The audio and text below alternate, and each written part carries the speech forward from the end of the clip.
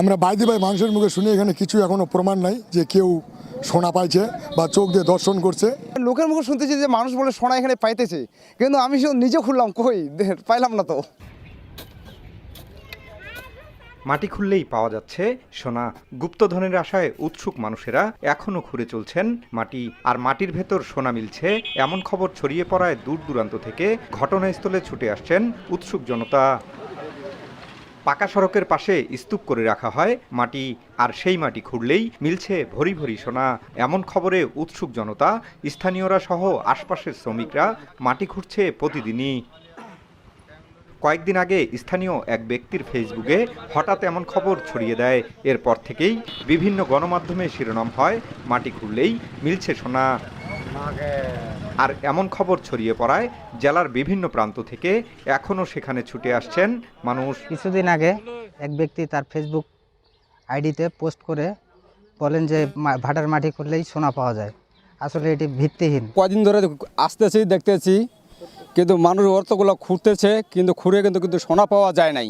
বিকাশে কম খরচে ক্যাশ আউটের লিমিট বেড়ে 50,000, প্রিয় এজেন্টও 2টা।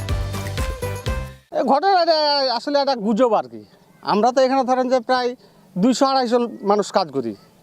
হ্যাঁ, তো সোনা যদি অরিজিনাল পাওয়া যেত এখানে, তাহলে তো আমরাও খুঁজতাম। স্বর্ণ পাওয়া যাচ্ছে এই কথাটি সব জায়গায় শুনছি, কিন্তু প্রকৃত অর্থে এটি আসলে আমার কাছে গুজব মনে হয়েছে। আসলে স্বর্ণটা কে পেয়েছে এটি আসলে এখনো ক্লিয়ার না। ফেসবুকের গুজব দেখেই আজকে আমরা সচক্ষে দেখতে আসলাম।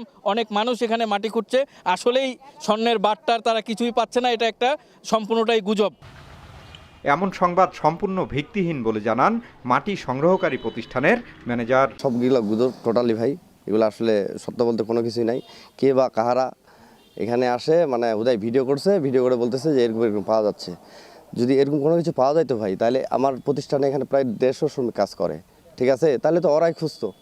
আপনারা আসলেন, দেখলেন বিভিন্ন মানে ওই বাইরে থেকে লোকগুলো আসতেছে, আসে ওরাই মনে করেন যে 2-4 দিন খোঁড়াখুড়ি করতেছিল, যখন পায় না হতাশ হয়ে ব্যাক হয়ে চলে গেছে ওরা। ঠাকুরগাঁও জেলার রানীশঙ্কৈল উপজেলার কাতিহার বাজার এলাকার বাচর ইউনিয়নের আরবিবি নামে একটি ইটভাটায় ইট প্রস্তুতের জন্য মাটিগুলো সংগ্রহিত করা হয়।